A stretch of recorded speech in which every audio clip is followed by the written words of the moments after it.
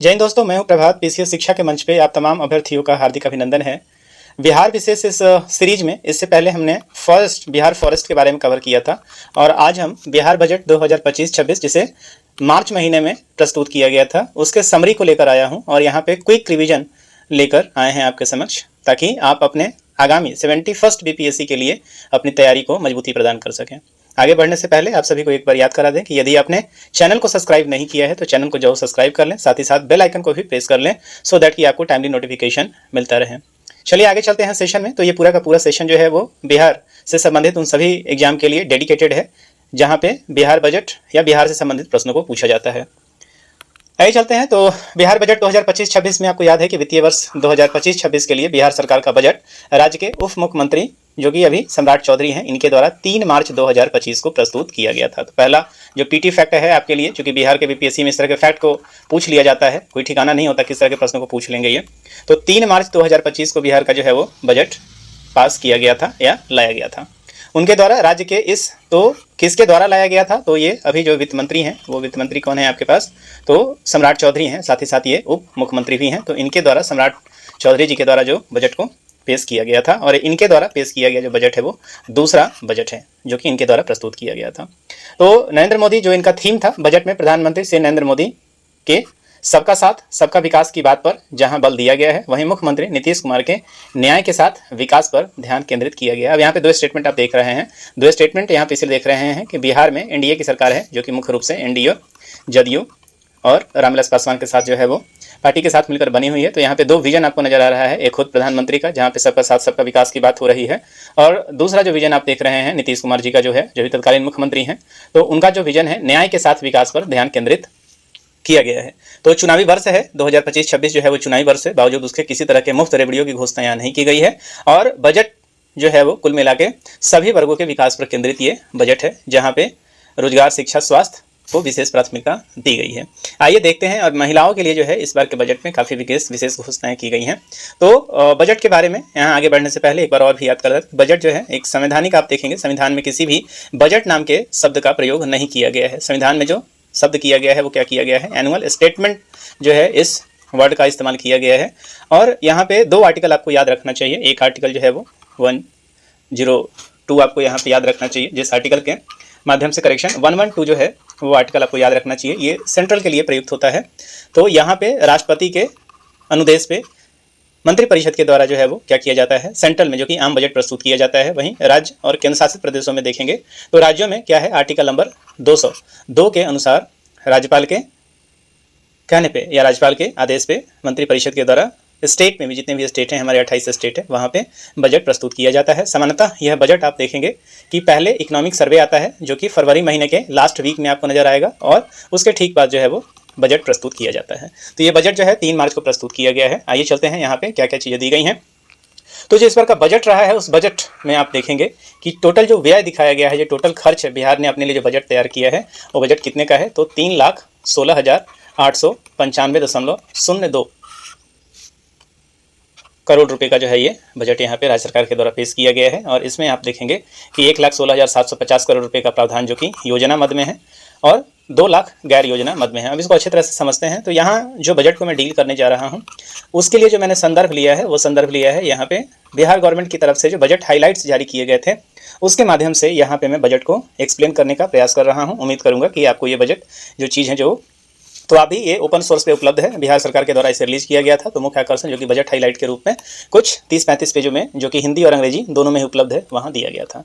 इसको वित्त विभाग के द्वारा जो है वो जारी किया जाता है। तो बजट को आप यदि ध्यान से देखेंगे तो बजट में मुख्य रूप से आपको 4 पार्ट जो है वो देखने को मिलेंगे। 4 पार्ट में कौन कौन से होता है? तो सबसे पहला जो पोर्शन आपको नजर आएगा यहाँ पे कि इनकमिंग आपको कहाँ से है, मतलब जो सरकार को जो पैसे मिलेंगे, प्राप्तियाँ मिलेंगे, वो कहाँ से मिल रही हैं, क्या क्या वो सोर्स है और कितना मिलेगा। दूसरा जो है सरकार इन पैसों का किस तरीके से खर्च करने वाली है, इसका आपको जिक्र मिलेगा। तीसरा यहाँ पे मिलेगा कि सरकार को इस बजट के माध्यम से क्या घाटा हो रहा है, जिसमें राजकोषीय घाटा और आप देखेंगे कि राजस्व अधिशेष या राजस्व यदि घाटा है तो उसका जिक्र मिलेगा। ये जो तीसरा पोर्शन होता है। और चौथे पोर्शन में आप देखेंगे कि बजट में किस तरह की घोषणाएं की गई हैं। तो यहाँ पे हम लोग प्रयास करेंगे कि ये 3 जो पोर्शन है उसका हम लोग जिक्र करें यहाँ पे। चौथा जो पर्सन है बजट की मुख्य जो घोषणाएं हैं उसको हम अगले वीडियो में लेकर आने का प्रयास करेंगे।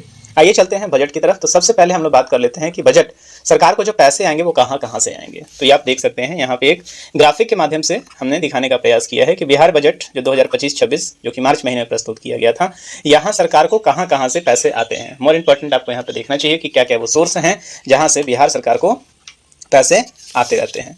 तो यहाँ पे सबसे पहले आप देख पा रहे हैं कि सबसे ज़्यादा जो पैसा आपको मिल रहा है वो क्या मिलता है, केंद्रीय करों के माध्यम से सरकार को सबसे ज़्यादा जो है वो पैसा मिलता है। तो केंद्रीय करों के माध्यम से क्यों पैसा आपको मिलता है, क्योंकि आपको पता है कि जब से आप देख रहे हैं कि एक कर को लागू किया गया है, जीडीपी को यहाँ पे आप जब से जीएसटी को इंट्रोड्यूस किया गया है, तो वहाँ पे आप देखेंगे जो फिनांस कमीशन होता है, तो फिनांस कमीशन के रिकमेंडेशन के आधार पे हर स्टेट को जितने भी जो टैक्सेज वसूले जाते हैं वो केंद्र के द्वारा आप देखेंगे कि एक हिस्सा जो है प्रदान किया जाता है।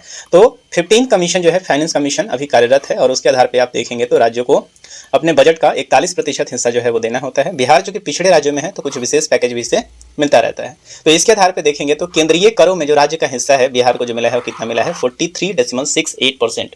मोस्ट ये इंपॉर्टेंट हिस्सा है, इस चीज़ को आप निश्चित रूप से याद करेंगे कि सबसे ज़्यादा जो बजट में आप देख रहे हैं सरकार को ये कहाँ से पैसा मिला है, तो ये पैसा मिला है 43.68% जो है वो सरकार को मिल रहा है। कहाँ, केंद्र से ये पैसा मिला हुआ है। और ये किस आधार पे मिलता है, तो बिहार में जितने भी राज्य हैं और केंद्र शासित प्रदेश हैं उनको फिनांस कमीशन के रिकमेंडेशन के आधार पे जो सेंट्रल कर वसूलती है उसका हिस्सा दिया जाता है।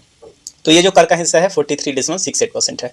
केंद्र के द्वारा और भी कुछ पैसे दिए जाते हैं, उनमें केंद्र सरकार से सहायता या अनुदान का भी बात किया जाता है। तो केंद्र सरकार जो है आप देखेंगे कि यदि आप पॉलिटी में आर्टिकल नंबर 275 को देखेंगे तो 275 के अनुसार जो है वो केंद्र सरकार राज्यों को कुछ अनुदान देती है जिसको हम लोग एड के नाम से जानते हैं। तो कुछ पैसे केंद्र सरकार के द्वारा अनुदान के लिए, मतलब उसकी स्थिति आपको पता है कि बिहार सबसे गरीब और सबसे पिछड़ा राज्य और सबसे अभी तो अशिक्षित भी कहेंगे, तो उसके कारण इनके लिए सरकार की तरफ से, सेंटर की तरफ से जो एड आता है, जो आया है इस बार 17.21% है, जो इंटायर जीडीपी है उसका आप देखेंगे तो 17.21% जो है वो कहाँ से अनुदान आया है, तो आप देखेंगे केंद्र सरकार से अनुदान आया है। उसके बाद और कहाँ से पैसा सरकार को यहाँ से मिल रहा है, तो ये दो चीज़ों आप देख लें, दो जो पैसे आप देख रहे हैं यहाँ पे 43.68% को आप देख लीजिए और 17.21% को देख लीजिए। ये जो पैसा है ये पैसा कहाँ से आ रहा है, तो आप देखेंगे कि सरकार से सीधा सीधा जो है वो सेंट्रल गवर्नमेंट से आ रहा है। तो ये आप देखें कि टोटल कितना पैसा है, तो 60.89% जो है वो सरकार के कुल जो एसजीडीपी है उसका आप देखेंगे 60.89% जो है ये आप देखेंगे खर्च का, ये कहाँ से पैसा आ रहा है सरकार को, ये सेंटर से आ रहा है, केंद्र से आ रहा है। इसके अलावा राज्य जो है अपने लिए, अपने विकास के लिए क्या कर सकता है, ऋण भी ले सकता है। तो ऋण के अनुसार आपको पता है कि टोटल जो आर्टिकल नंबर 292 देखेंगे और आर्टिकल नंबर 293 देखेंगे, इसके अनुसार यदि आप देखेंगे तो पूरा देश को जो है 60% जो है मैक्सिमम ऋण लेने का जो है वो परमिशन दिया गया है, जिसमें सेंटर जो है वो 40% तक ऋण ले सकता है और स्टेट जो है कितना है 20% तक ऋण ले सकता है। तो इसी दायरे के अंदर रहते हुए बिहार ने भी क्या किया है, लोक ऋण जो है वो कितना लिया है, 17.58% जो है वो लोक ऋण बिहार ने लिया हुआ है। मतलब लोगों से जो ऋण है विभिन्न विकास पत्रों के माध्यम से जो सरकार ने ऋण लिया है कितना है 17.58%। उसके बाद जो सरकार को ऋण से, ऋणों की वसूली सरकार ने जो कर्ज दिए हैं उसके इंटरेस्ट से जो वसूली से सरकार को जो पैसा इस पर आ रहा है 0.17% आ रहा है। राज्य का खुद का आप देखेंगे, राज्य का जो अपना टैक्सेशन है, राज्य जो टैक्स वसूलती है वहाँ भी आप देखेंगे राज्य सरकार का जो खुद का राजस्व है वो बहुत कम है, जो कि 18.77% है। उसका कारण है कि अधिकांश जीएसटी लगने के बाद जो है वो अधिकांश जो टैक्सेज हैं वो कहाँ चले गए हैं, सेंटर के पास चले गए हैं। तो राज्य सरकार का जो कर राजस्व है 18.77% है और राज्य का जो कर है, जो मतलब राज्य के कर के अलावा और जो राज्य को स्टैम्प ड्यूटी है, इन सारे चीज़ों से जो पैसे आते हैं वो कितना है 2.59% है। तो इन सारी चीज़ों को यदि आप कैलकुलेट करें तो राज्य को जो अपना खुद का पैसा जो मिल रहा है 18.77, 2.59 और ये जो पैसा है वो खुद इनके से अपने आप को ऋणों के वसूली से जो है सरकार को मिल रहा है। तो ये जो मोटा मोटा डाटा है जो सरकार को पैसा आएंगे। अब सरकार जो है ये पैसा को देखें कहाँ कहाँ से, प्राप्तियों के फॉर्म में देखते हैं कहाँ से।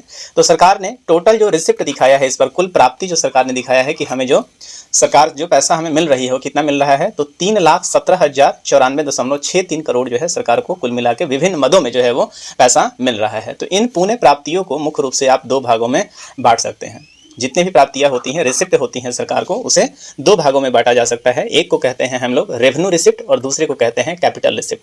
मतलब सरकार जो टैक्स के माध्यम से जो पैसा वसूलती है, टैक्स और गैर टैक्स भी इसमें आप जोड़ सकते हैं, तो वो पैसा जो सरकार के पास मिल रहा होता है उसको रेवेन्यू कहते हैं। और सरकार ने जो अपना कैपिटल बनाया हुआ है, किसी को ऋण दिया है या कोई एसेट सरकार ने अपना क्रिएट किया है, उससे जो सरकार को प्राप्तियां होती हैं वो प्राप्तियां इन दोनों को मिला के आप देखेंगे तो 3,17,094.63 करोड़ जो है वो बिहार सरकार को प्राप्त होने वाला है। कब? इस सत्र के दौरान 2025 2025-26 के दौरान। इसमें सबसे ज़्यादा जो पैसा बिहार सरकार को मिल रहा है वो कहाँ से मिल रहा है, तो 2,60,831.4 जो करोड़ रुपए हैं, ये पैसा सरकार को कहाँ से मिल रहा है, तो ये रेवेन्यू रिसिप्ट से आ रहा है। और इसमें भी मैंने आपको बताया कि रेवेन्यू रिसिप्ट का जो सबसे बड़ा हिस्सा जो सरकार को मिल रहा है वो केंद्र से अनुदान के रूप में मिल रहा है और केंद्र में अपने टैक्स के रिबेट के रूप में मिल रहा है, जो लगभग 61% है।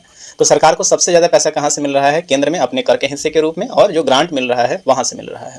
तो उसके अलावा आप देख रहे हैं तो राजस्व प्राप्ति आप देखें कितना मिल रहा है, 2,60,831.44 करोड़ जो है वो मिल रहा है। तो आप देखिए इसमें कहाँ कहाँ से पैसे प्राप्त हो रहे हैं, तो देखिए केंद्र सरकार से जो प्राप्त राजस्व है मैंने आपको बताया था 1,93,000.09% जो है, इसके बारे में मैंने आपको बताया था कि ये सरकार जो है वो कहाँ से पैसा लेकर आ रही है। तो ये पैसा मैंने आपको बताया था कितना था, जो केंद्र सरकार से आ रहा है 43.68% जो है सरकार ये लेकर आ रही है। कहाँ से, केंद्र से। केंद्र सरकार से प्राप्त करों का हिस्सा जो मैंने आपको बताया था, और केंद्र प्रसाद से जो आप देखेंगे ग्रांट मिला था, तो ग्रांट कितना मिला था, तो ये भी हमने चर्चा किया था वहाँ पे कि 17.21% जो है ये ग्रांट मिला है। इन दोनों को जोड़ दीजिएगा तो 60.89% जो है सरकार को ये सिर्फ केंद्र से आ रहा है, मतलब लगभग 61% के। और सरकार का जो अपना पैसा है, जो सरकार अपने यहाँ राजस्व से वसूलती है, वो कितना है 59520 करोड़ रुपए। और जो गैर कर से, जो कर के अलावा आता है, टैक्स के अलावा आता है, वो पैसा है 8,220 करोड़ रुपए के आसपास जो है सरकार को ये पैसा जो है आप मिल रहे हैं। तो इस पैसे के बारे में भी आप देख सकते हैं, किसी को कहते हैं ये कुल मिला के सरकार का जो खुद का राजस्व मिल रहा है टैक्स से कितना है 18.77% आप देख रहे हैं। और जो बाकी जो गैर करों से मिल रहा है वो 2.59% जो है वो देख रहे हैं, जो इसके पहले मैंने आपको ग्राफिक्स के माध्यम से दिखाने का प्रयास किया था। अब आप देखें कि सरकार के जो राजस्व के जो विभिन्न स्रोत हैं, जिसमें मैंने आपको बताया था जो टैक्स है, तो टैक्स के रूप में सरकार कहाँ कहाँ से पैसा लाती है, ये देखिए स्टेट ओन टैक्स के सोर्स क्या हैं, ये क्वेश्चन कई बार पूछता है। तो इसलिए आप जान लें कि सरकार को जो टैक्स के माध्यम से पैसा आता है कहाँ से आता है, तो कमर्शियल टैक्स है, जैसे सरकार दुकान या इन सबों से टैक्स वसूलती है, स्टैंप एंड रजिस्ट्रेशन से वसूलती है, ट्रांसपोर्टेशन है और लैंड रेवेन्यू है।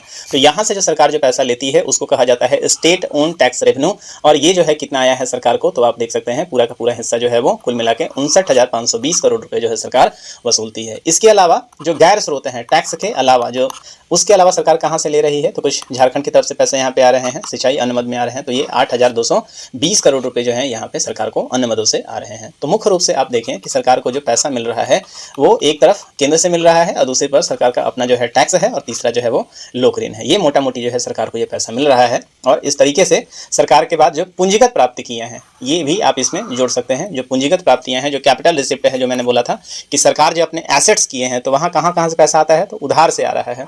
तो सरकार ने जो उधार दिया था वो जो सरकार को रिटर्न मिल रहा है वो कितना है 55,737 रुपये। और जो कर्ज वापसी है, सरकार जो कर्ज की वापसी है उधार के रूप में, इतना पैसा उधार मतलब आप देखेंगे सरकार ने जो मैंने बोला था कि लोक ऋण का जो पैसा लिया था वो वाला पैसा जो है वो कहाँ आएगा, उधारी में आएगा। और दूसरा जो है जो कर्ज की वापसी करने में सरकार जो टैक्स से जो कर्ज सरकार ने दिया था उसका जो इंटरेस्ट सरकार को मिल रहा है वो कितना मिल रहा है, रिकवरी ऑफ लोन्स के रूप में आप देखेंगे, और बोरोइंग के रूप में सरकार जो है वो इतना पैसा ले रही है। तो लोक ऋण के बारे में मैंने आपको बताया था कि सरकार पैसा ले रही है लगभग 17-18% के आसपास। तो ये सरकार के पास आप देखेंगे कुल मिला के जो है वो प्राप्तियां हैं जो सरकार कितना बजट में दिखा रही है। तो सरकार को 3,17,094.63 करोड़ जो है वो पैसा क्या मिल रहा है, सरकार को अपने प्राप्ति में हो रहा है विभिन्न सोर्स के माध्यम से, जिसमें सबसे ज़्यादा पैसा है रेवेन्यू की तरफ से, और दूसरा जो पैसा है वो कहाँ से आ रहा है, कैपिटल से पैसा जो है सरकार का आ रहा है। इस बात को आप याद रखेंगे। चलिए आगे बढ़ते हैं। तो ये पैसा आपको याद रखना चाहिए कि कहाँ कहाँ से आ रहा है। अब सरकार जो है इस पैसे को खर्च कहाँ करेगी, एक्सपेंडिचर कहाँ सरकार खर्च करने वाली है, इसके बारे में सरकार ने क्या डिटेल्स दिया है, तो जरा देखिए यहाँ पे। तो ऑब्वियसली सरकार जो है क्या करती है, सेवाएं प्रदान करती हैं। तो 3 तरह की सेवाएं आप देखेंगे, एक को जनरल सर्विसेज कहते हैं, सामाजिक, एक सोशल सर्विसेज है, और दूसरा जो है वो इकोनॉमिकल सर्विसेज है। और इसके अलावा सहायता, अंशदान, लोक ऋण की वापसी, जो पैसा लोक ऋण में सरकार ने लिया है वो वापस देगी, और उसके साथ जो है वो ऋण और पेशगी के मामले में ये पैसा जो है सरकार खर्च कर रही है। तो समान सेवाओं का मतलब है कि जो जनरल एडमिनिस्ट्रेशन सरकार चला रही है, वेतन देने में, पेंशन देने में, इन सारी चीज़ों के ऊपर सरकार जो खर्च कर रही है 28.94% है। और ये क्या है, गैर विकासात्मक, नॉन डेवलपमेंट आप इसको कहेंगे, इससे सरकार का कुछ डेवलपमेंट नहीं हो रहा है। दूसरा तरफ है ये सामाजिक सेवाएं। तो सामाजिक सेवाएं में कितना पैसा खर्च हो रहा है, 39.80%। इसके अंदर क्या आ जाएगा, एजुकेशन आ जाएगा, हेल्थ आ जाएगा, ये सारे पैसे जो है वो सरकार का यहाँ पे आ जाता है। तो इससे क्या हो रहा है, ये डेवलपमेंट हो रहा है। हमारा एजुकेशन सिस्टम यदि इंप्रूव हो रहा है तो डेवलपमेंट हो रहा है, हेल्थ सिस्टम हो रहा है तो डेवलपमेंट हो रहा है, तो ये सब ब्रिज बना रहे हैं तो डेवलपमेंट है। इसके अलावा जो आर्थिक सेवाएं हैं, जिसके अंदर प्राइमरी आ जाएगी, सेकेंडरी आ जाएगी, टर्सरी आ जाएगी, तो तीनों ही सेक्टर में जो सरकार खर्च कर रही है वो 23.58% जो है सरकार खर्च कर रही है। सामाजिक सेवा में जो आप हाईएस्ट इसलिए देख रहे हैं क्योंकि इसी के अंदर एजुकेशन है, जहां सबसे ज़्यादा सरकार लगभग 20% के आसपास खर्च कर रही है, इसलिए यहाँ पे जो है सबसे ज़्यादा आपको दिख रहा है। लेकिन एक विडंबना है कि सरकार इतना खर्च करने के बाद भी बिहार आज भी आप देखेंगे सबसे ज़्यादा अशिक्षित राज्यों में से एक है या सबसे अशिक्षित राज्य है। इसके अलावा आप देखें सहायता अनुदान और अंशदान में सरकार दे रही है 0.01%। लोक ऋण की वापसी जो है, जो सरकार लोक ऋण लिया कितना था 17% के आसपास, वापसी कितनी करी है 7.2%। और ऋण और पेशगी में भी आप देख रहे हैं 0.49%। अब आइए इसको समझते हैं एक एक करके। तो देखिए ये बजट का एलोकेशन आप देख रहे हैं। तो इस बार सरकार ने जो बजट का एलोकेशन है, कितना पैसा हम खर्च करेंगे, तो 3,16,895.02 करोड़। तो ये बिहार का बजट है और इसी को क्या कहते हैं, बजट। तो बजट में जितना सरकार ने पैसा एलोकेट किया है खर्च करने के लिए वो कितना है 3,16,895.02 करोड़। इसको रट लेंगे आप लोग, क्योंकि यहाँ से प्रश्न जो है वो पूछा ही जाता है, ये मेन प्रश्न होता है। तो ये दो मद में आप देखेंगे खर्च आपको यहाँ पे नजर आ रहा है। एक स्कीम एक्सपेंडिचर है, दूसरा एस्टेब्लिशमेंट एंड कमिटमेंट एक्सपेंडिचर है। मतलब जो एक तरीके से आप कहेंगे तो दो तरह के खर्च को आप यहाँ पे समझ सकते हैं। एक सरकार जो रेवेन्यू एक्सपेंडिचर कहें और एक को क्या कहेंगे आप कैपिटल एक्सपेंडिचर। तो ये वाला जो हिस्सा है जो स्कीम एक्सपेंडिचर है मोस्टली कहाँ जाएगा, रेवेन्यू के अंदर आ जाएगा। एस्टेब्लिशमेंट एंड कमिटमेंट में भी अधिकांश रेवेन्यू का होता है और कुछ जो है उसका कैपिटल के अंदर आ जाएगा। मतलब आप ये समझे कि जिससे सरकार को कोई एसेट का निर्माण नहीं हो रहा है और वहाँ पे किसी तरह की लायबिलिटीज भी नहीं बढ़ रही है, तो वैसे चीज़ों को हम रेवेन्यू एक्सपेंडिचर के नाम से जानते हैं। जिससे सरकार क्या कर रही है, कुछ अपने लिए कैपिटल का निर्माण कर रही है और उससे लायबिलिटी कम हो रहा है, वैसे चीज़ों को हम लोग क्या कहते हैं, वैसे चीज़ों को हम लोग कैपिटल एक्सपेंडिचर के रूप में, जैसे सरकार ने ब्रिज बनाया, स्कूल बनाया, इन सारी चीज़ों से क्या होगा। और सबसे ज़्यादा जो बेनिफिट होता है ना वो सरकार को इसी से होता है और इसी से पर कैपिटा इनकम बढ़ेगा, इसी से स्टेट का ग्रोथ बढ़ेगा। तो जरा देखिए यहाँ पे क्या क्या यहाँ पे दिया है। तो कुल व्यय जो सरकार करने वाली है 3,16,000, स्कीम व्यय 1,16,795 है और स्थापना के ऊपर 2,135.42 करोड़ है। इसको और एक्सपेंड करके देखते हैं। तो ये देखिए सबसे इंपॉर्टेंट है, यहाँ से क्वेश्चन बार बार पूछेगा। तो स्कीम के ऊपर सरकार के विभिन्न मंत्रालय के द्वारा कितना खर्च किया जा रहा है। सबसे ज़्यादा पैसा जो है वो एजुकेशन के ऊपर खर्च किया जा रहा है। वो कितना है 19.44% जो है वो खर्च किया जा रहा है। इसको आप जरूर रट लेंगे, 19.44 करोड़, जो कि मोस्टली 22,700 करोड़ बनता है। सेकेंड नंबर पे है हमारा ग्रामीण विकास जो कि 13.35% है। थर्ड नंबर पे है हमारे पास जो हेल्थ डिपार्टमेंट है जहाँ पे 8.82% है, ग्रामीण 7.53% है। तो आप इस तरह से देख सकते हैं। और मिसलेनियस में आप देखें यहाँ पे तो अन्य विभाग पे ऊपर जो है 23.99% है। तो सबसे ज़्यादा आपके लिए क्वेश्चन बनेगा 5 यदि आप असेंडिंग ऑर्डर में, डिसेंडिंग ऑर्डर देखें यहाँ पे तो शिक्षा, ग्रामीण विकास, स्वास्थ्य, ग्रामीण कार्य विभाग, समाज कल्याण। तो इसको आप याद करेंगे। और सबसे ज़्यादा पैसा यदि किसी स्कीम पे सरकार खर्च कर रही है तो 19.44% है, क्योंकि बिहार सरकार जो है क्या है 10th पास करने के पास पैसा देती है, 10+2 पे पास देती है पैसा देती है, ग्रेजुएशन पे पैसा देती है, बीपीएससी के प्री क्वालिफाई करने पे पैसा देती है, यूपीएससी के प्री क्वालिफिकेशन पे देती है, सबके ड्रेस के ऊपर पैसा देती है, मिड डे मील है। तो तमाम तरह के जो पैसा है अधिकांश सरकार जो है वो एजुकेशन के ऊपर खर्च कर रही है। तो यहाँ पे 19.44% आप देखेंगे। अब आइए देखते हैं यहाँ पे जो आप क्या क्या पैसा है जो प्रतिबद्ध व्यय जिसको हम लोग बोले थे। तो यहाँ से जो प्रतिबद्ध व्यय होता है और क्या क्या चीज़ें पैसा है, तो सैलरी के ऊपर जो कमिटेड है, जो सैलरी का जो पैसा होता है जो को देना ही देना है आपको सरकार को, इसको मोस्ट रूप से कमिटेड कहते हैं। सरकार यदि कोई नौकरी कर रहा है तो उसे वेतन चाहिए, तो वेतन के रूप में आप देखेंगे वार्षिक स्कीम सहायता, ये सारे पैसे जो है दिए जाते हैं। पेंशन है, इसमें ब्याज भुगतान है, लोक ऋण की अदाई गई है। तो ये 1,60,000 के आसपास जो है सरकार का बन जाता है। यहाँ देखिए मुख्य रूप से जो मैंने बताया था कि जो भी खर्च होता है उसको आप दो भाग में बांट कर सकते हैं, एक राजस्व और एक क्या होता है पूंजीगत। तो राजस्व जो व्यय है जिसको इंग्लिश में क्या कहते हैं रेवेन्यू एक्सपेंडिचर के नाम से हम लोग जानते हैं, वो अपने 3,16,000 में से 2,52,000, ये लगभग 80% के आसपास है, मतलब 79% आप इसको कहें। 2,52,000 जो कहाँ पे है सरकार जो है राजस्व व्यय के ऊपर खर्च करेगी। ये जो है बहुत ही चिंतनीय है, क्योंकि राज्य जो है, राज्य हो या देश हो, सबसे ज़्यादा जितना ज़्यादा कैपिटल एक्सपेंडिचर पर सरकार खर्च करेगी उतना ज़्यादा जो है वो ग्रोथ होगा, उतना ज़्यादा आप देखेंगे कि सरकार जो राज्य है वो आगे बढ़ेगी। तो यहाँ कारण यह है कि बिहार बहुत ही गरीब राज्य है, बहुत ही पिछड़ा हुआ राज्य है। तो अभी सिर्फ बेसिक नीड है, उसी की जरूरतों को पूरा करने में सरकार का जो है लगभग 80% पैसा चला जा रहा है, जिसमें आप देखें वेतन दे रही है सरकार, पेंशन है, ब्याज भुगतान है, छात्रवृत्ति है, सब्सिडी है, अनुरक्षण मरम्मत है, अन्य है। और अंत में आप देखेंगे यहाँ पे लगभग 21% के आसपास जो है वो पूंजीगत व्यय है, जहाँ पे पूंजीगत परिव्यय जैसे कोई भी आप स्कूल बना रहे हैं, कॉलेज बना रहे हैं, ब्रिज बना रहे हैं, हालांकि ब्रिज तो गिरी जाती है यहाँ पे। तो जिस तरह के जो आप देखे हैं परिव्यय आप देखेंगे, पूंजीगत कैपिटल जिससे निर्माण हो रहा है, लंबे समय तक ये चलेगा। लोक ऋण सरकार जो है वो लोगों से जो पैसा ले रही है, और कर्ज और उधार आप देखेंगे इस पे सरकार को जो है वो कितने पैसे आप खर्च करना पड़ रहा है। तो ये लगभग 21% के आसपास ही बनता है। तो ये मुख्य जो है सरकार का खर्च है, ये आप परसेंटेज जरूर याद रखेंगे। लगभग आप 80-20 का जो है वो रेशियो यहाँ पे रख सकते हैं। आगे चलते हैं। यहाँ पे अब सरकार का जो खर्च है, यहाँ पे जितना सरकार ने खर्च किया और जितनी प्राप्तियां हुई हैं, अब उन दोनों के बीच में रिलेशन को देखा जाता है किसके रूप में, रेवेन्यू सरप्लस के रूप में और फिस्कल डेफिसिट के रूप में। तो सरकार बिहार बजट जो है वो क्या है, सबसे पहले क्या है, बिहार बजट जो है वो रेवेन्यू सरप्लस में चल रहा है। रेवेन्यू सरप्लस में चल रहा है, इसका मतलब कि राजस्व से जितनी आमदनी सरकार ने प्राप्त की है राजस्व विभाग के माध्यम से, मतलब टैक्स इन सारी चीज़ों के माध्यम से, उससे कम पैसा जो है सरकार खर्च कर रही है। और यही कारण है सरकार का जो बजट है वो किस में है, रेवेन्यू सरप्लस में आपको यहाँ पे नजर आएगा। जबकि आप देखेंगे कि यहाँ पे सरकार को क्या हो रहा है, राजकोषीय घाटा है और वो FRBM एक्ट के अनुसार आप देखेंगे काफ़ी कम है और अब तो 3% से भी नीचे आ गया है। यहाँ से क्वेश्चन बहुत पूछता है, काफ़ी कन्फ्यूजन भी होता है, इस चीज़ को आप जरूर याद रखेंगे। आइए चलते हैं, यहाँ देखते हैं। तो जो रेवेन्यू सरप्लस है, इसी को हिंदी में क्या कहते हैं, राजस्व बचत है। कैसे कैलकुलेट किया जाता है, तो मैंने आपको बताया था कि दो तरह की प्राप्तियां होती हैं। एक राजस्व प्राप्तियां हैं जो मुख्य रूप से जो कि आपको टैक्स और गैर टैक्स से आता है, और दूसरा जो है वो राजस्व व्यय होता है। तो इसी चीज से पैसे हुए को आप राजस्व, ये मतलब इस तरह के सामाजिक कल्याण पे जो खर्च कर रहे हैं, तो उन्हीं के बीच का जो अंतर होता है उसको क्या कहते हैं, राजस्व बचत कहते हैं। तो आप देखें यहाँ पे 2,60,000 जो है वो हमारा क्या था, राजस्व प्राप्ति था, और 2,52,000 के आसपास हमने खर्च किया है। तो इसके कारण हमारे पास क्या है, सरकार जो है वो ये पैसा बचा ली है। यहाँ पे 8,831 करोड़ रुपए जो है सरकार बचा ली है, जो कुल GSDP जो कि लगभग 10.97 लाख करोड़ के पास में है। तो यहाँ सरकार 0.80% जो है क्या है, सरप्लस में है। नोट कर लीजिएगा, ये क्वेश्चन बहुत इंपॉर्टेंट है। तो बिहार का जो राजस्व बचत है वो 0.80% है, मतलब सरकार राजस्व प्राप्ति जितनी की है उससे कम व्यय कर रही है, और इस बचे हुए पैसे से सरकार क्या कर सकती है, कैपिटल एक्सपेंडिचर के ऊपर अपना खर्च कर सकती है। इस बात को भी आप याद रखेंगे। दूसरा जो सबसे इंपॉर्टेंट जो यहाँ पे तथ्य है, वो तथ्य है आपका राजकोषीय घाटा। और राजकोषीय घाटा जो है वो काफ़ी इंपॉर्टेंट होता है, राजकोषीय घाटा समझना भी जरूरी होता है। तो इसको निकालते कैसे हैं, इस बात को भी आपको जान लेना चाहिए। तो राजकोषीय जो घाटा निकाला है वो कैसे निकलता है, तो सरकार का जितना भी कुल व्यय सरकार कर रही है, कितना कर रही है, लगभग 3.17 लाख करोड़ के आसपास जो है सरकार जो है वो 3.16, प्राप्ति 3.17 है। तो 3.16 लाख करोड़ के आसपास जो है सरकार जो है क्या कर रही है, व्यय कर रही है। इसमें से आपको क्या क्या घटा देना है, तो इसमें से घटा देना है, एक तो राजस्व जो प्राप्तियां हैं उसको आप घटा दीजिए। दूसरा, इसमें से सरकार जो ऋण से वसूली की है सरकार, उसको आपको घटाना है। और तीसरा जो है, जो सरकार ऋण वापसी दी है उसको आपको इसमें से घटा देना है। तो आप मोटा मोटी तौर पे देखेंगे तो 3,17,000 जो है सरकार की कुल प्राप्तियां हुई हैं जो सरकार को मिला है। और इसमें से यदि आप घटाते हैं लगभग, तो 2,60,000 के आसपास राजस्व प्राप्ति है, आप इसको देख लेंगे।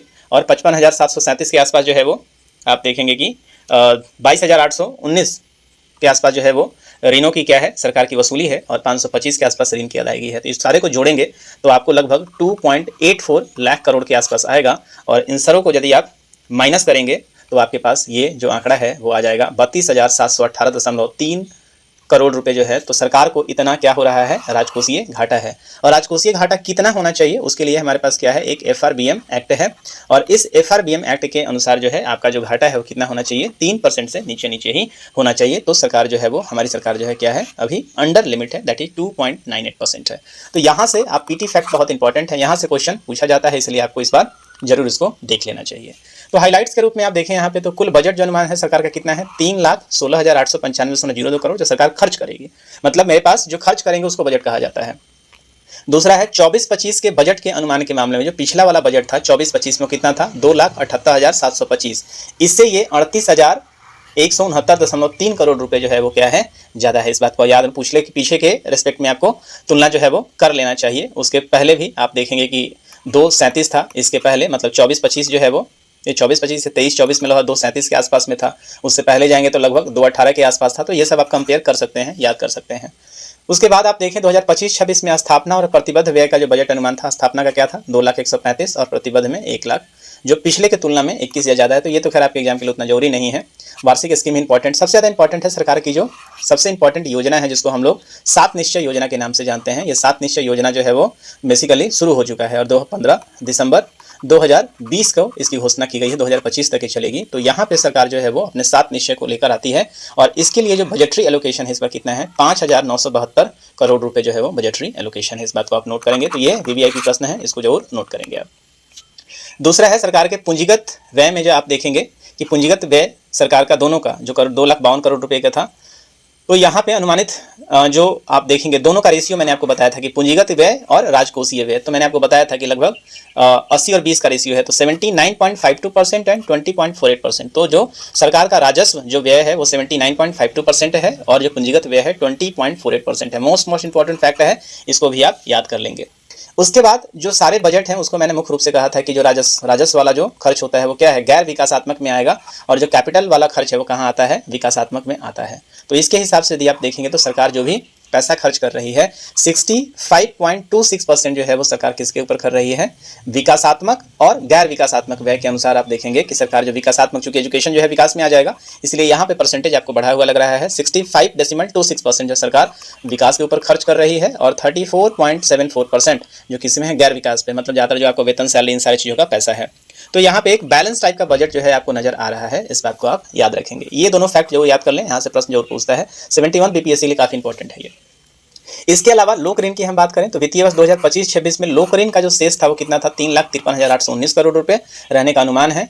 और जीएसडीपी सरकार का जरूर आप याद कर लें कि सरकार का जो 2025-26 का जो जीएसडीपी है वो कितना है, तो रुपीज 10,97,264 करोड़ रुपए जो है सरकार का क्या है, ये जीएसडीपी है 2025-26 के लिए। इसमें भी आपको पहले के रेस्पेक्ट में ग्रोथ दिखेगा क्योंकि पहले 9.74 लाख करोड़ के आसपास ये था। तो करोड़ का आप देखेंगे कि 32.25% जो है क्या है, लोक ऋण जो है शेष आपको यहाँ दिखेगा।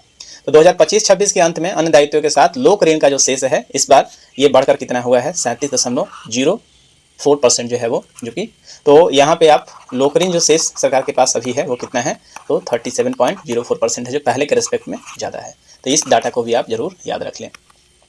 आगे देखें कि एक ये एडिशनल आपके लिए डाटा है कि सरकार जो है वो जीडीपी के मामले में बिहार का कितना योगदान है। तो आप देख रहे हैं हमारा प्यारा बिहार यहाँ पे, तो पूरे भारत के जीडीपी के मामले में जो बिहार का योगदान है केवल 3.7% ही योगदान है, जबकि सबसे ज़्यादा योगदान कौन दे रहा है, तो महाराष्ट्र जो है वो सबसे ज़्यादा योगदान देता है 15.7%। इस बात को आप याद रखेंगे, सर्वाधिक जो योगदान है किसका है, महाराष्ट्र का है। चूँकि आपको पता है कैपिटल भी कहलाता है ये, इकोनॉमिकल कैपिटल मतलब आर्थिक राजधानी भी इसको कहते हैं।